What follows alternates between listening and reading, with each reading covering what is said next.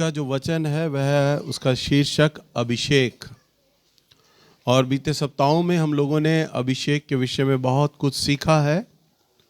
और अगर आपको ध्यान होगा कि मैंने आप लोगों को बताया था कि राजा दाऊद के ऊपर 3 प्रकार का अभिषेक था, तो इन बातों को और गहराई से हम सीखेंगे। और आज का जो वचन में हम कई बार बाइबल को पढ़ेंगे, इसलिए जल्दी जल्दी से तैयार रहे। हमने कई वचनों को देखना है और मैं जल्दी जल्दी से वचन में चलूंगा ताकि हम अपने मेन विषय पे पहुंच सकें। प्रेरितों के काम की किताब 4 अध्याय और इसका 15 पद, 5 का 15। यहाँ तक कि लोग बीमारों को सड़कों पर ला ला कर खाटों और खटोलों पर लिटा देते थे कि जब पतरस आए तो उसकी छाया ही से उनमें से किसी पर पड़ जाए। यरूशलेम के आसपास के नगरों से भी बहुत लोग बीमारों और अशुद्ध आत्माओं के सताए हुओं को ला ला कर इकट्ठे होते थे और सब अच्छे कर दिए जाते थे। हालेलुया। यहाँ पर हम क्या देखते हैं? लोग वेट क्या करते थे? बीमार लोगों को या जिनमें अशुद्ध आत्माएं हैं उनके खाटों पर लटा दिया करते थे कि पतरस जब इस गली से होकर गुजरेगा तो उसकी छाया जिन जिन लोगों पर पड़ेगी वो लोग चंगे हो जाएंगे। बताओ, हालेलुया। और वचन में लिखा है जब पतरस चलता था तो उसकी छाया मात्र से दुष्ट आत्माएं दूर हो जाती थी। उसकी छाया मात्र से लोग असाध्य रोग से पीड़ित हो जाते थे। हालेलुया। इतना भारी अभिषेक। प्रभु यीशु मसीह ने कहा जो चिन्ह मैं दिखाता हूं वो तुम भी दिखाओगे, वरन इनसे भी बड़े बड़े काम करोगे। हम प्रभु यीशु मसीह की पुस्तक में पढ़ते हैं प्रभु की छाया से कोई लोग चंगे नहीं हुए, परंतु हम यहां देखते हैं चेलों की छाया से अब लोग चंगे हो रहे हैं। प्रभु यीशु मसीह की छाया से लोग चंगे हो रहे हैं। ये वही पतरस है जिसे कुछ हफ्ते पहले तक प्रभु यीशु मसीह के नाम का इनकार कर दिया था, जो डर गया था। वह इतना डरपोक था कि उसने प्रभु को कहा कि प्रभु मैं मृत्यु तक तेरे संग रहूंगा। प्रभु यीशु मसीह ने कहा आज मुर्गे की 3 बार बांग देने से पहले तू मेरे नाम का इनकार कर देगा। परंतु वही पतरस अब उसकी छाया से लोग चंगे हो रहे हैं। इन 3 हफ्तों में क्या हो गया? इन 3 हफ्ते में उसने वही तीसरे अभिषेक को प्राप्त कर लिया जिसने साहस का आत्मा उसके अंदर भीतर डाल दिया। और वही पतरस प्रभु के वचन का प्रचार करने लग गया। हालेलुया। और वही पतरस अब प्रभु यीशु मसीह के नाम में इतने भारी अभिषेक में होकर इस्तेमाल कर रहा है जिसको हम कभी कल्पना भी नहीं कर सकते। निकालेंगे प्रेरितों के काम की किताब 2 अध्याय और इसका 37वां पद। तब सुनने वालों के हृदय छिद गए। यहां पर पतरस प्रभु का वचन का प्रचार कर रहा है और लिखता है यहां पर वचन कि तब सुनने वालों के हृदय छिद गए और वे पतरस और शेष प्रेरितों से पूछने लगे, हे भाइयों हम क्या करें? पतरस ने उनसे कहा, मन फिराओ और तुम में से हर एक अपने अपने पापों की क्षमा के लिए यीशु मसीह के नाम से बपतिस्मा ले, तो तुम पवित्र आत्मा का दान पाओगे। यहाँ पर क्या लिखा है? सुनने वालों के मन क्या हो गए? छिद गए। बताओ, एक ही संदेश, एक ही प्रचार और लिखा वचन सुनते ही लोगों के मन छिद गए और उन्होंने कहा भाइयों बताओ क्या करें? उन्होंने कहा ये कि यीशु मसीह के नाम में बपतिस्मा लो। बस सीधा एक ही प्रचार हुआ और बपतिस्मा हो गया। और यहां पर कई सालों से प्रचार हो रहा है, काउंसलिंग हो रही है, प्रेयर मीटिंग हो रही है, तो भी लोगों का मन होता है क्या हम बपतिस्मा लें या ना लें। परंतु पतरस के प्रचार से ऐसा अभिषेक बहा कि लोगों का मन छिद गया। हालेलुया। एक बार, यह सच्ची घटना है, मैंने कई बार आपको बताया है कि परमेश्वर मुझसे कई बार स्वप्न में होकर साफ सटीक बात करता। मैं साफ अपने प्रभु की आवाज को सुनता हूं। तब हम 113 वाली गली में रहते थे, पुराने घर में, और प्रभु की आवाज मुझे आई। प्रभु ने कहा मैं तुझे पतरस के समान अभिषेक दूंगा तेरे वचन के प्रचार में, जैसे पतरस जब प्रचार करता था तो लोगों के मन छिद जाते थे। मन को छेदने वाली सामर्थ्य मैं तेरे प्रचार में दूंगा। हालेलुया। उस वक्त मैं ये बात को नहीं समझा था। मैं लगातार प्रार्थना करता था और कई बार मैंने सैकड़ों बार, नहीं मालूम, मुझे गिनती नहीं मालूम, मैंने आंसू बहा बहा कर प्रभु से बोला है, प्रभु आपने एक रात मुझे बोला था मैं तुझे पतरस के समान अभिषेक दूंगा। मन को छेदने वाला वह प्रचार जो पतरस के पास वह अभिषेकता था, प्रचार करता, लोगों के मन बदल जाया करते थे, छिद जाते थे। वह प्रचार, वो वाला सामर्थ प्रभु मुझे अपने वचनों में चाहिए। मैं मांग रहा था। पर बीते कुछ सप्ताहों से मैंने अपने जीवन में इस बात को अनुभव किया कि परमेश्वर मुझे रिवाइवल के लिए तैयार कर रहे हैं, दिल्ली की जागृति के लिए तैयार कर रहे हैं। और दिल्ली की जागृति के लिए जब मुझे तैयार कर रहे हैं परमेश्वर, तब मैं इस बात को नहीं समझा था कि प्रभु ने मुझे सपने में ये बात क्यों बोली। अब मुझे ये सारी बातें, मैं अगर कैलकुलेट करूं, सारी बातें जो प्रभु ने बीते सालों में मुझसे सपनों में हो कर बातें करी हैं, वो मैं सोचता था अभी वो बातें जो प्रभु ने मेरे को सपने में बोली है ना, वो अभी मेरी कलीसिया में शुरू हो जाएंगी, वो अभी शुरू हो जाएंगी। परंतु मुझे नहीं मालूम था, प्रभु तो बहुत समय के बाद वो बातें बोलने पर है, करने पर है, परंतु प्रभु अवश्य करेगा क्योंकि प्रभु ने कहा है। मैं नहीं जानता था कि प्रभु दिल्ली की जागृति के लिए मुझे तैयार कर रहा है। अभी बीते दिनों में जैसा मैंने आपको बताया कि दिल्ली की जागृति के लिए परमेश्वर ने मुझे संबोधित किया, तब प्रभु मुझे ये स्वप्न याद आया कि प्रभु ने कहा था कि जब मैं संदेश को तैयार कर रहा कि दिल को छेदने वाला संदेश, दिल्ली के अंदर इस समय आज लाखों लोग हैं, लाखों लोग, और इन लाखों लोगों को बदलने के लिए इस समय मेरे चर्च में भी सैकड़ों लोग हैं। अगर मैं एवरेज लगाऊं कि दिल्ली तक पहुंचने के लिए, दिल्ली को बदलने के लिए मेरे संदेश में कितना समय लगेगा, तो मुझे लगता है कि कई जन्म मुझे लेने पड़ेंगे, क्योंकि 25 साल के प्रचार के बाद तो मेरी कलीसिया अब यहां तक पहुंची है।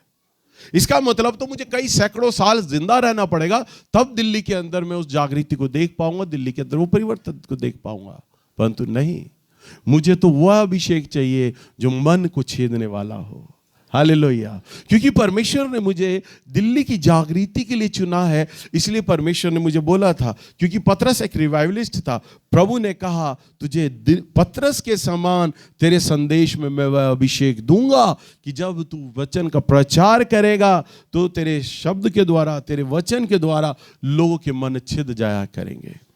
और इसको लेकर ना जाने मैंने कितने उपवास करे, कितनी प्रार्थनाएं करी, और मैं हर बार कामना करता था अब की बार मैं संडे जा रहा हूं, जब वचन प्रचार करूंगा लोगों के मन छिद जाएंगे, परंतु नहीं समझ पा रहा था। परंतु अब मैं समझ पा रहा हूं जो प्रभु ने मुझसे कई साल पहले ये बात बोली थी। और 41वें पद में देखते हैं इसका, दूसरा का 41, अतः जिन्होंने उसका वचन ग्रहण किया। जब लोगों के मन छिद गए और जब लोगों ने वचन को ग्रहण किया, क्या लिखा है?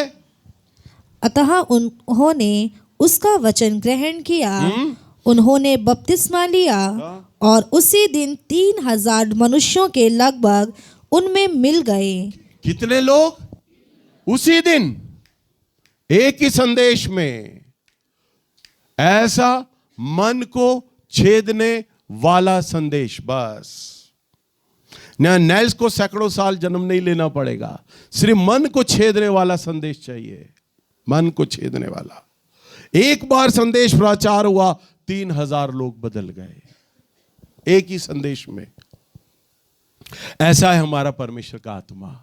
दूसरे दिन उसने प्रचार किया, वचन में लिखा उसकी कलीसिया 5000 लोगों की हो गई। जो कई पास्टर कई सालों में जाकर उतने लोग उनके हो पाते हैं, हम देख रहे हैं पतरस की कलीसिया की गणना एक दिन में उतनी जल्दी मल्टीप्लाई हो रही थी, क्योंकि मन को छेदने वाला प्रचार था। जितने लोगों के कानों में वह शब्द जाता था ना, लोग रिपेंट करते थे, सच्चा पश्चाताप करते थे। उनकी कोई सवाल नहीं होते थे, उनके कोई किंतु परंतु नहीं होते थे, उनकी कोई जात बिरादरी नहीं होती थी। समाज क्या कहेगा, परिवार क्या कहेंगी, कोई गणना, कोई तर्क, कोई वितर्क नहीं होता था। बस वो तो पश्चाताप करते थे। उनके मन छिद जाया करते थे। हालेलुया। और प्रेरितों के काम की किताब में अगर हम देखें 2 का अध्याय और उसका 42वें पद में ये वचन मैं पढ़ूंगा, लिखा है, और वे सब शिक्षा पाने, संगति रखने, रोटी तोड़ने, प्रार्थना करने में लौलीन रहे, और वे सब लोगों पर बड़ा भय छाया रहा, और वे सब बहुत अद्भुत काम और चिन्ह प्रेरितों के द्वारा प्रकट होते थे। वे सब विश्वास करने वाले इकट्ठे रहते थे, और उन सब पर वस्तुएं साझे की थी। हालेलुया। यहाँ क्या लिखा है? वे सब संगति रखते थे, रोटी तोड़ते थे, शिक्षा पाते थे, प्रार्थना करते थे। कब? सब लोग। और सब लोगों पर क्या था? बड़ा भय छाया था। और लिखा उन सब के हाथों के द्वारा क्या होते थे? अद्भुत काम होते थे, चिन्ह प्रकट होते थे। और फिर 44 पद में वे सब, बार बार सब आ रहा है, वे सब विश्वास करने वाले लोग इकट्ठे रहते थे। सब विश्वास करने वाले लोग इकट्ठे थे। और आगे क्या लिखा है? और उन सब वस्तुएं उनकी साझे की थी। बार बार सब आ रहा है, सब वस्तुएं उनकी साझे की थी। और वे सब अपनी अपनी वस्तुएं बेच बेच कर जैसी जिसकी आवश्यकता होती थी बांट दिया करते थे। यहां हम कलीसिया को देखते हैं, वे सब वे सब वे सब वे सब वे सब, यानी जब कलीसिया याजकीय अभिषेक में चल रही थी तब उनके ऊपर राजकीय अभिषेक आ गया। हालेलुया। यह तीसरा अभिषेक था जब चेलों के द्वारा उन पर प्रकट हुआ। जिस प्रकार प्रेरितों के ऊपर तीसरा अभिषेक आया, उसी प्रकार से परमेश्वर आज चाहता है पूरी धरती की कलीसिया पर, ना केवल वर्ड इन एक्शन पर, प्रभु का आत्मा चाहता पूरी धरती की कलीसिया पर यह तीसरा अभिषेक आना चाहिए।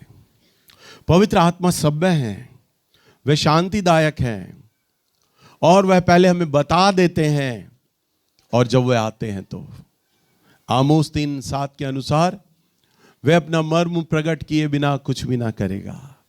हालेलुया। वे बताते हैं, प्रभु ने मुझे बता दिया, मैं दिल्ली की जागृति के लिए तेरा इस्तेमाल करने पर हूं। मेरे प्रचार को ऊपर प्रकट करने लगा है परमेश्वर। धीरे धीरे कलीसिया पर इस बात को प्रकट करेगा। 1 आदमी नहीं, 2 आदमी नहीं, 20 आदमी नहीं, 50 आदमी इस बात को गवाही देंगे। ये बात सच है। थोड़े दिन पहले मंडे के दिन संजय मेरे पास आता है, उसने मुझे गवाही दी। उसने कहा, भैया मैंने अपने आप को स्वप्न में देखा, और मैंने देखा कि परमेश्वर ने मुझे एक बड़ी चट्टान पर खड़ा किया, और प्रभु की साफ सटीक आवाज में सुन रहा। कह रहा वो सपना इतना गंभीर, इतना घनिष्ठ था, मैं जानता था कि परमेश्वर का आत्मा इस स्थान पर है। कह रहा मैंने प्रभु से पूछा, प्रभु मेरे आत्मिक पिता तेरे दास के लिए क्या इच्छा है? तब परमेश्वर बिल्कुल जैसा अब्राहम को कहा वैसा प्रभु से कहता है, तू इन तारों को गिन। उसने गिनना चाहा, वो कहता मैं गिन नहीं पा रहा। प्रभु ने कहा, इतने ही लोग तेरे आत्मिक पिता को जानेंगे। उसने मुझसे कहा कि भैया मैंने स्वप्न देखा है आपके लिए, कितने लोग आपको जानेंगे। ज्योति के द्वारा पिछले 10-15 दिन पहले ये मेरे साथ बैठी थी, हम लोग और किसी विषय पर प्रार्थना कर रहे थे। वो बोलती, भैया मैं प्रार्थना में दर्शन में देख रहा हूं आपके हाथ में एक बहुत बड़ा जाल है, और प्रभु आने वाले दिनों में इतनी मछलियां आपको दे रहा है कि वो अनगिनत होगी। अनगिनत लोग होंगे, वो गिने ना जा सकेंगे, अनगिनत लोग होंगे। परमेश्वर ने मुझे स्वप्न दिखाया था। मैंने आपको क्या बताया था? हम ऑडिटोरियम पे ऑडिटोरियम बुक कर रहे हैं, और लोग बढ़ते जा रहे हैं, लोग बढ़ते जा रहे हैं, और हम सोच रहे हैं हम उन्हें कहां बैठाएं। ज्योति ने अभी 1 हफ्ते पहले एक सपना फिर देखा कि चर्च में इतने लोग आ रहे हैं, हमने एक बड़ा हॉल ले रखा है, और वो हॉल फटने को हो रहा है, दरारें आ गई हैं, लोग इतने बढ़ते जा रहे हैं, इतने बढ़ते जा रहे हैं। हालेलुया।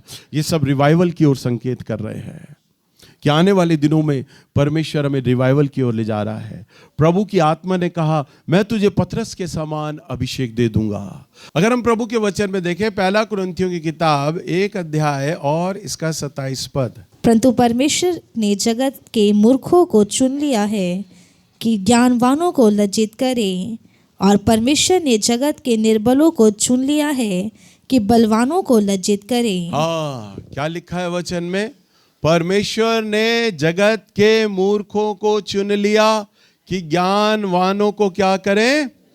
लज्जित करें। और परमेश्वर ने जगत के निर्बलों को चुन लिया कि बलवानों को लज्जित करें। वास्तव में परमेश्वर का आत्मा इसी प्रकार का है। वो निर्बुद्धियों को चुनता है, मूर्खों को चुनता है कि ज्ञानियों को क्या करे, लज्जित कर दे। हालेलुया। प्रभु के एक दास रहे हैं जोनाथन एडवर्ड्स। वो 18वीं सदी में थे और उन्हें भी किंगली अनॉइंटिंग, राजकीय अभिषेक प्राप्त था। और जब वो प्रचार किया करते थे, उनकी प्रचार में कोई चंगाई नहीं होती थी, कोई चमत्कार नहीं करते थे, कोई भविष्यवाणी नहीं करते थे, परंतु जब वो संदेश को लेकर आते थे ना, तो लिख कर लाते थे। लिख कर, जैसे मैं आपके सामने हल्का सा बस लिखकर तो मैं भी लाया हूं, पर मैं सिर्फ एक निगाह मारता हूं कि मैंने क्या बोलना है और फिर मैं बोलने लगता हूं, और मेरे हाव भाव भी वैसे ही व्यक्त करते हैं, शरीर, मुंह, पूरा बॉडी लैंग्वेज वैसे ही वचन में चलता है, तो सुनने वाले को अच्छा लगता है। पर वो जो प्रचार करते थे ना, लिख कर लाते थे और एक मोटे चश्मा पहनते थे लेंस वाला, क्योंकि आंखें कमजोर थीं, और उसे वो पढ़कर बोलते थे बस, और बड़ी मुश्किल से वो लोगों की तरफ देख पाते थे। ऐसे जैसे कोई न्यूज़ रीडर हो, कोई समाचार पढ़ने वाला हो, और बस वो पढ़ते रहते थे उसको और बोलते रहते थे, देखते नहीं थे। परंतु इस बीच जब वो प्रचार करते थे, भाषण देते थे, लोग अपराध बोध हो जाते थे, लोगों को अपने पाप महसूस होने लग जाते थे। लोग चर्च की बेंचों को छोड़ के नीचे जमीन पे लेट जाया करते थे। वो हाथ पैर नहीं हिलाते थे, कुछ नहीं प्रचार कर रहे, लोगों को नहीं देख रहे, कुछ नहीं, बस खड़े खड़े यूं करके वो बोलते रहते थे, प्रचार करते रहते थे, और लोग परमेश्वर की दया और उसके प्रचार के लिए चिल्ला उठते थे। एक बार वे एक कॉलोनी के अंदर प्रचार कर रहे, बीच पार्क में कॉलोनी पे प्रचार कर रहे, और ऐसे ही वो प्रचार कर रहे, पुलपिट लगा हुआ था और ऐसे ही वो प्रचार कर रहे, और लोग खिड़कियों में, बालकनियों में थे, और वहां से वो अमेरिका में, वहां से वो सुन रहे लोग सारे उनके संदेश को कॉलोनी में, और वो ऐसे ही प्रचार कर रहे, पर लोग वहीं पर बालकनी में खड़े खड़े गिर रहे हैं, बालकनी में, छत पे लोग खड़े खड़े गिर रहे हैं, और वहां छतों पे, बालकनियों में लोग बैठे बैठे रो रहे हैं, और उन्हें पाप का बोध हो गया, और वे परमेश्वर के नाम को पुकारने लगे और बोलने लगे, परमेश्वर आप हमें क्षमा कर दें। ऐसा सामर्थी दास थे वो, और परमेश्वर उनके द्वारा वे अद्भुत अद्भुत काम किया करते थे। प्रभु के एक दास और थे जो राजकीय अभिषेक में चला करते थे, उनका नाम था जॉर्ज मूलर। वो भी 18वीं शताब्दी में थे, 1805 में उनका जन्म हुआ। वो भी जर्मनी के रहने वाले थे, परंतु अमेरिका में रहकर उन्होंने सेवकाई की, और परमेश्वर ने उनको प्रकट किया कि अनाथ बच्चों को संभाल। तो अमेरिका में वो जाते, सड़क पर अनाथ बच्चों को लेते, अनाथ बच्चों को अपने घर में रखते और उन्हें बुलाते। और जब उन्होंने देखा कि बच्चे बढ़ते जा रहे हैं, तो उन्होंने अलग अलग जगह पर किराए के मकान लेना शुरू कर दिया, फिर एक बड़ा हॉल ले लिया, और उस मकान और उस जगह पर वो रहने लग गए। मैंने उनकी गवाही में सुना, मैंने देखा कि जब उनके पास लगभग 100 बच्चे हो गए, और 100 बच्चे होने के बाद जब जॉर्ज मूलर के पास 100 बच्चे हो गए, तो सुबह के समय नाश्ता कराने के लिए उनके पास ओट्स तो थे, पर दूध नहीं था। दूध और ओट्स होता है ना नाश्ते में, तो ओट्स थे पर दूध नहीं था। तो खनसामा ने आकर उन्हें बताया कि हमारे पास ओट्स हैं पर दूध नहीं है। उन्होंने कहा कोई बात नहीं, डाइनिंग टेबल लगाओ, बच्चों को बैठाओ, बुलाओ, और सबके आगे प्लेटें सजाओ। और बच्चों को बुलाया गया, डाइनिंग टेबल लगाई गई, और ओट्स रख दिए गए। दूध नहीं है, अभी सुनो, दूध नहीं है। पर जॉर्ज मूलर आए, उन्होंने विश्वास के साथ प्रार्थना किया। उन्होंने कहा, प्रभु जी हम प्रार्थना करते हैं, आपने आज का हमें भोजन दिया, नाश्ता दिया, और हम विश्वास करते हैं हम इस नाश्ते को बड़ा अच्छा खा रहे हैं, और ये तमाम भोजन को आप गरीब मोहताज लोगों तक भी पहुंचाएं। प्रभु का धन्यवाद करके उन्होंने प्रार्थना किया, और अभी प्रार्थना का आमीन ही हुआ था, उनके आश्रम का दरवाज़ा किसी ने खटखटाया, और जब उन्होंने दरवाज़ा खोला तो एक व्यक्ति ने कहा कि मैं दूध की वैन लेकर जा रहा था, उस शहर में मैंने डिलीवरी करनी है, और मेरा जो व्हील का एक्सल है वो टूट गया है, और घंटों लग जाएंगे इसको रिपेयर कराने में, जब तक दूध खराब हो जाएगा। मुझे पता चला कि आप यहाँ पर बच्चों की देखभाल करते हैं, कि आपको दूध चाहिए, मैं आपको दूध दे सकता हूँ, ये सारा फ्री में। तो उन्होंने तब उस दूध वाले को बताया कि अभी हम दूध के लिए ही प्रार्थना कर रहे थे, हमारे पास ओट्स तो था पर दूध नहीं था। तो उन्होंने दूध लिया और प्रभु का धन्यवाद दिया, और फिर ऐसा सिलसिला चलता रहा। वो बच्चों को पालते रहे, और उसके बाद फिर थोड़े दिन के बाद अचानक दिक्कत आ गई। नाश्ता होना था पर बच्चों के लिए ब्रेड नहीं थी। फिर खनसामा ने आके बताया प्रभु के दास को कि आज हमारे पास कुछ नहीं है, बच्चों के लिए ब्रेड भी नहीं है, हम इन्हें नाश्ता कहाँ से दें। उन्होंने कहा कोई बात नहीं, टेबल सजाओ, डाइनिंग टेबल, हम प्रार्थना करेंगे, प्रभु इंतज़ाम करेंगे। और उन्होंने प्रार्थना किया, और सुबह ब्रेड के लिए प्रार्थना किया उन्होंने कि प्रभु आप हमारे लिए ब्रेड का इंतज़ाम करें, बच्चों की ब्रेड का, ऐसा कहकर प्रार्थना किया, आमीन किया। अभी आमीन ही हुआ था, फिर दोबारा से दरवाज़ा खटखटाया गया, और एक बेकरी वाला आता है और वो कहता है सुबह रात से ही मेरे मन में एक बड़ा बोझ आया कि मैं आपके बच्चों के लिए ब्रेड बनाऊं, इसलिए हमने पूरी रात, मैंने अपने स्टाफ को रोक लिया और हमने ओवरनाइट हम लोगों ने ब्रेड बनाई है, और हमारी बेकरी की ताज़ा बिल्कुल पहली ब्रेड है, और हम आपको फ्री में देना चाहते हैं। तब जॉर्ज मूलर ने बताया कि हमारे पास ब्रेड नहीं थी बच्चों के लिए, और परमेश्वर ने इस ब्रेड का इंतज़ाम किया और ब्रेड उन्होंने खाई। उसके बाद उनके बच्चे बढ़ते चले गए, बच्चे बढ़ते चले गए, बच्चे बढ़ते चले गए, बहुत बच्चे उनके पास हो गए। किसी ने बताया कि वहाँ पर बहुत सस्ती जगह बिक रही है, आप जाकर उधर खरीद सकते हो। तो जॉर्ज मूलर ने जाकर ज़मीन पता किया, तो उनको चाहिए थी 7 एकड़ ज़मीन, वहाँ पर उस शहर में 7 एकड़ ज़मीन चाहिए थी बच्चों के लिए। पर उस ज़मीन का रेट पता किया 18वीं सदी में, तब पता किया अब तो वो जगह करोड़ों और अरबों में होगी। उन्होंने तब पता किया 200 पाउंड, वहाँ पर पाउंड चलता है, 200 पाउंड के हिसाब से आपका 1 एकड़ का रेट था। पर उनके पास सिर्फ 120 रुपए, 120 पाउंड थे पर एकड़ के हिसाब से। उन्होंने डीलर को कहा जिसकी ज़मीन थी कि मेरे पास सिर्फ आप 200 पाउंड मांग रहे हो, मेरे पास तो 120 पाउंड है, और 7 एकड़ के हिसाब से 120 पाउंड के हिसाब से मेरे पास पैसे हैं, मैं इतने ही दे सकता हूँ। उसने कहा आप चिंता मत करिए, अगर आपके पास 120 पाउंड है वो भी आप रख लीजिए, अगर आप 100 पाउंड भी देते तो भी मैंने ज़मीन देनी थी। कह रहा है क्योंकि रात को मुझे स्वप्न आया था कि सुबह तेरे पास एक व्यक्ति आएगा, उसको तूने ज़मीन दे देनी है।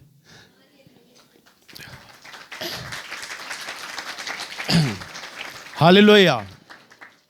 और आज प्रभु के दास नहीं रहे हैं, परंतु उनके पास आज उनके उस ज़माने में, आज से 200 साल पहले उनके पास 10,000 बच्चे थे उनके आश्रम में, 10,000 बच्चे, और 110 स्कूल वो खोल चुके थे। सोचो प्रभु ने अपने दास को कितना भारी इस्तेमाल किया। एक परमेश्वर के और एक दास थे D.L. मूडी, ये भी 18वीं शताब्दी में थे, अमेरिका के रहने वाले, और बहुत एक प्रभावशाली प्रचारक, प्रभावशाली वक्ता। और प्रभु ने ये बिल्कुल, इनकी जो व्याकरण थी वो अच्छी नहीं थी, ठीक से नहीं बोल पाते थे, अच्छे शब्द नहीं होते थे इनके पास प्रचार करने के लिए। पर जब ये प्रचार करते थे तो इनकी गवाही में सैकड़ों और हजार लोगों इनके वचन के द्वारा बदल जाते थे। सोचो आज से 200 साल पहले जब दूर दूर तक इंटरनेट नहीं होता था, सोशल मीडिया नहीं था, टेलीफोन नहीं था, टेलीविज़न नहीं था, उस वक्त उन्होंने करोड़ों लोगों को परमेश्वर के लिए जीता उस वक्त ज़माने में। आज के ज़माने में सोशल मीडिया है, यूट्यूब है, ऑनलाइन है, सारी सुविधाएं हैं, तो भी कोई भी प्रभु का दास करोड़ों आत्माओं को नहीं जीत रहा है। उस ज़माने में साधन नहीं था, परंतु मन को छेदने वाला अभिषेक था, राजकीय अभिषेक, जिस अभिषेक के द्वारा उन्होंने करोड़ों लोगों को वचन का प्रचार किया। वो अपनी गवाही में बताते हैं, वो अमेरिका के शिकागो शहर में रहा करते थे और प्रभु का वचन प्रचार करते थे। संडे चर्च वो कभी कभार लिया करते थे, वचन प्रचार करते थे। उनका पासबान उनकी स्पेशल प्रेयर मीटिंग कराता था, वहाँ YMCA था, YMCA उनकी मीटिंग्स कराता था, और वो चर्च से जुड़े रहकर, और उनका घर भी था वहाँ पर, वो घर से जुड़े रहकर, चर्च से जुड़े रहकर अपने वहीं पर वो सेवा करना चाहते थे। प्रभु ने उनको बोला कि मैं चाहता हूं अब मैं तुझे पृथ्वी के छोर तक इस्तेमाल करूं, अब तू शिकागो शहर को छोड़ दे, अब तेरा समय आ गया है कि तू शिकागो को छोड़ दे। परंतु वह उनका मन नहीं मान रहा था, क्योंकि उनकी पत्नी, उनके बच्चे उसी शहर में रहते थे और उनका चर्च उस शहर में था और YMCA था जहां वो प्रचार करते थे। जिस चर्च में जाते थे वो सब प्रचार करते थे। तब उस जमाने में 200 साल पहले सब ईंट गारा कंड नहीं होती थी, लक्कड़ की बनी होती थी। लक्कड़ का चर्च था, लक्कड़ का उनका घर था, लक्कड़ का YMCA। वो बताते कि उन्होंने प्रचार किया और परमेश्वर की आत्मा को नकार दिया, नहीं प्रभु मैं शिकागो नहीं छोड़ूंगा, किसी भी कीमत पर मैंने यहीं रहकर प्रचार करना है। परंतु परमेश्वर ने कहा था मैंने तुझे पूरे दुनिया के छोर तक लेके जाना है अपने गवाह के रूप में। तब उन्होंने परमेश्वर के नाम का इनकार कर दिया और रातों रात अचानक शिकागो में आग लग गई। जिस घर में वो रहते थे वो घर जल गया, जिस चर्च में वो प्रचार करते थे वो चर्च राख हो गया, YMCA राख हो गया। तब उन्हें परमेश्वर की बात याद आई कि परमेश्वर ने मुझे कहा है कि मैं तुझे पृथ्वी के छोर तक लेके जाऊंगा। घोंसले को तोड़कर बार बार उसने चाहा कि सीखे मुड़ना उससे। हालेलुया। तब उन्होंने अपने आप को सरेंडर किया, परमेश्वर मैं आपके कार्य के लिए तैयार हूं। याद कर लीजिए, जब परमेश्वर बड़े बड़े दास लोगों को नहीं छोड़ता, मेरी कलीसिया में जो लोग चुने हुए हैं, जिन लोगों को आपको प्रभु ने चुना हुआ है, यदि आप परमेश्वर की सेवकाई के लिए नज़रअंदाज करते हैं, लापरवाही करते हैं, तो परमेश्वर इसी प्रकार से आपके जीवन में व्यवहार करेगा। वह किसी को भी नहीं बख्शता है अपनी सेवा के लिए। परमेश्वर का एक दास था चार्ल्स फिनी, बहुत सामर्थी दास परमेश्वर के। और चार्ल्स फिनी जो आए थे वो जॉर्ज मूलर की सेवकाई में बचाए गए थे। और चार्ल्स फिनी को आने वाले दिनों में उन्हें प्रिंस चार्ल्स का पद मिला। प्रिंस चार्ल्स का कैसे? क्योंकि उनको भी तीसरा अभिषेक प्राप्त था, राजकीय अभिषेक। और राजकीय अभिषेक में वो इस प्रकार चलते थे, अभी हम पढ़ रहे हैं, पतरस तो वचन का प्रचार करता था और लोगों के मन छिद जाया करते थे। परंतु चार्ल्स फिनी जिस शहर से प्लेन में या ट्रेन में जिस शहर से जा रहे हैं और ट्रेन या प्लेन की जिस खिड़की से उस शहर या उस गांव पर हाथ रखकर प्रार्थना करते थे ना, प्रभु जी ये शहर तेरे नाम में बदल जाए, तो उसी वक्त लोग उस शहर में बिना परमेश्वर का वचन सुने, वचन नहीं प्रचार हुआ, परंतु लोग शराब खानों में बोतलें तोड़ दिया करते थे, घुटनों पर आ जाया करते थे, चलता हुआ ट्रैफिक थम जाया करता था और लोग रुक जाया करते थे और सड़कों पे लोग निकल आते थे और पश्चाताप करने लग जाते थे। सिर्फ चार्ल्स फिनी को उस शहर की तरफ हाथ उठाकर प्रार्थना करने की आवश्यकता होती थी। जिस व्यक्ति के लिए जिस जगह, जिस गांव, जिस कॉलोनी पर वो हाथ रखकर प्रार्थना कर दिया करते थे, वहां तो बेदारी आना ही आना है, जागृति आना ही आना है। हालेलुया। सो ये है राज की अभिषेक की ताकत। ये वो इतिहास है प्रभु के दास के लोगों के जो राज की अभिषेक को धारण करके चले हैं। हाँ, अब याद आ गई वो गवाही मुझे। आजा आजा, इससे पहले मैं भूल जाऊं। अभी बीते दिनों में मैं प्रार्थना कर रहा था, उपवास प्रार्थना कर रहा था, तो प्रभु के आत्मा ने फिर मुझसे प्रार्थना कराना चालू किया। फिर मैंने अपने आत्मिक पिता के लिए प्रार्थना करना चालू किया। अमूमन जो भविष्यवाणियाँ प्रभु ने कही है उन बातों को लेकर मैंने प्रभु से प्रार्थना करनी चालू करी। तो फिर अचानक से प्रभु ने मेरे मन में डाला कि तू मेरे दास के लिए आत्मिक प्रार्थना कर, राजकीय अभिषेक के लिए। मेरे दिमाग में पहली बार ये विचार आया, तो मैंने प्रार्थना करनी चालू करी। फिर पवित्र आत्मा ने मुझसे प्रार्थना करवाई कि मैं अब अपने दास पर अपने राजकीय अभिषेक को प्रकट करूँगा और ये कलीसिया देखेगी कि वास्तव में इस कलीसिया में एक राजकीय अभिषेक बहना चालू होगा और जिसमें परमेश्वर असंख्य लोगों को चंगाई देगा एक असाधारण रूप से। और जो लोग बीमारियों से ग्रसित हो गए, ऐसी बीमारियों से जिनसे वो चंगाई नहीं पा सकते, छुटकारा नहीं पा, हाँ, लंगड़े चलने लगेंगे और यहाँ तक कि प्रभु मुर्दों को भी जीवित करेगा। फिर परमेश्वर के आत्मा के द्वारा मैंने ये प्रार्थना करी और मैंने अपने आत्मिक पिता को बताया। तब इन्होंने कहा कि वास्तव में बेटा ये प्रार्थना पवित्र आत्मा ने तुझसे कराई थी। तब से लेकर आज तक ये मैं प्रार्थना करता रहा और जिन भी अपने मैं क्षेत्रों में जाता हूँ, और मैंने अपनी कलीसिया में भी कहा कि आप इस विषय को लेकर ज़रूर प्रार्थना करें कि हमारी कलीसिया आने वाले दिनों में राजकीय अभिषेक को देख सके। आप सभी को जय मसीह। हालेलुया, प्रभु का धन्यवाद हो। मैं सेकंड क्लास में तो खड़ा हूँ याजकीय अभिषेक में, पर राजकीय अभिषेक की ओर जा रहा हूँ मैं। तो प्रभु की आत्मा ने इस पर प्रकट किया, प्रार्थना करवाई कि प्रार्थना कर मेरे दास के लिए। आप सब लोग भी प्रार्थना करें आए। और जैसा परमेश्वर की आत्मा ने अपने बेटे के द्वारा प्रकट किया है कि मेरे दास के लिए प्रार्थना करो कि बहुत जल्द मैं इसे राजकीय अभिषेक में इस्तेमाल करूंगा, कि अद्भुत चिन्ह चमत्कार इसकी सेवा में होंगे। और वो आने वाले दिनों में, क्योंकि प्रभु जब दिल्ली के अंदर कार्य करेंगे तो परमेश्वर इसी प्रकार से तीसरे अभिषेक में होके ही चलते हैं जब जागृति लेकर आते हैं। क्योंकि मैंने बीते दिनों के अंदर जागृति के द्वारा जितने भी रिवाइवलिस्ट थे, मैंने उन सब के जीवनों को खंगाला है बैठकर कि जो रिवाइवलिस्ट रहे हैं उनके जीवन में प्रभु ने क्या क्या किया। तो मैंने यही पाया कि वे तीसरे अभिषेक में चल रहे थे। हालेलुया। और परमेश्वर चाह रहे हैं कि मैं और आप, हमारी कलीसिया, हम सब परमेश्वर के तीसरे अभिषेक की ओर चलें। सो हम सब लोगों को गहन प्रार्थनाओं की आवश्यकता है, उपवास की आवश्यकता है, एक तैयारी की आवश्यकता है। आप सब लोग मध्यस्थी की प्रार्थना में यहाँ आया करें, क्योंकि वचन में लिखा है सो एक दूसरे के लिए प्रार्थना किया करो। प्रभु ने कहा जो अब्राहम को आशीष देगा मैं उसे आशीष दूंगा, जो अब्राहम को कोसे मैं उसे कोसूंगा।